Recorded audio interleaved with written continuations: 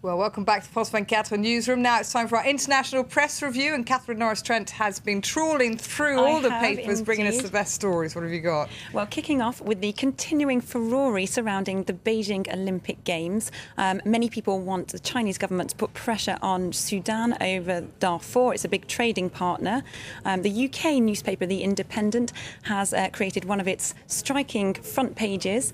They're part of a global campaign, they say, to put pressure on China over human rights. But they've had a mixed response, they say. Since getting on board this issue, George Bush has said he's going to go to the Games, so he's not on board their campaign. And many of the big-name sponsors are also refusing to take this up with the Chinese authorities. So despite the Independent's after Steven Spielberg's big announcement about his artistic role. Exactly, he stepped down as an advisor. The China Daily, the English language newspaper there, they're obviously unsurprisingly taking a different line, very much giving the government response. They quote a foreign ministry spokesman saying that Spielberg's resignation was regrettable, and the whole controversy is regrettable, and many people don't understand China's policy towards Sudan, and they actually play a positive role. So they're not yielding, really. All this 6 months ago, I think it is, till the Games kick off. Yeah. Yes. What else have you got for us? In the US papers are leading heavily, unsurprisingly, on Romney's decision to back McCain for Republican candidate. The Wall Street Journal says it was a nice Valentine's present for McCain, coming as it did yesterday.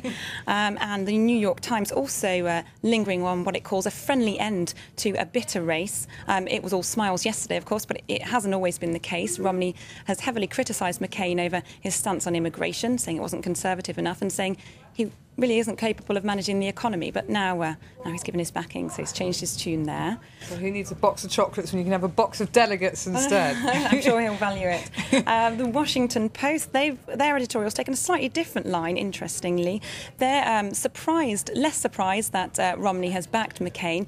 They see him as possibly preparing the ground for a future presidential bid. And backing McCain is a uniting move, likely to unite the party and go down well with Republican Party faithful. So they think it's a tactic on behalf of Romney. It's a big boost, isn't it, for McCain? Because Mitt Romney had called himself the Conservatives' conservative, and there have been question marks over McCain being too liberal. Yeah, so that should help him in his battle to win over the Republican Party there. So just quickly for us, Catherine, what else briefly from France, I gather? In France, yes, the controversy is rumbling on surrounding President Sarkozy's idea at a dinner for the Jewish community. He said that school pupils should be twinned with child Holocaust victims to help them really understand what happened and help them learn the history that way and remember it that way.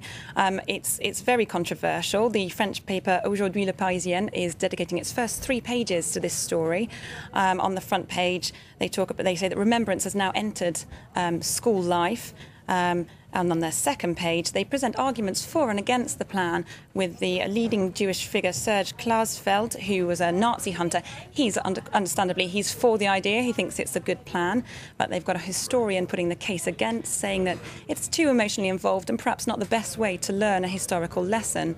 Also, I guess, psychologically damaging for the children. They've got a bit of psychoanalysis on their third page of the coverage, with a psychoanalyst saying it could make the children feel really quite guilty, and obviously some of the images and some of the lessons are quite gory. So there are concerns for the psychological health of school pupils who are 10 and 11 years old. Okay. So. And just to bring it up, anything... Well, what would you do if you had a spare £1.75 million, Hannah? Lots. Well, one thing you could do is you could buy the Beatles' old flat in London, in a chic area of Mayfair. It's the only time they lived together. It's in 1963, at the height of Beatlemania, and that's now on the market. How much? £1.75 million. Okay. That's around 2.4 million euros. Wow, well, that's something to spend your money on. Catherine Norris-Trent, thank you very much for that. Do stay tuned here on France 24.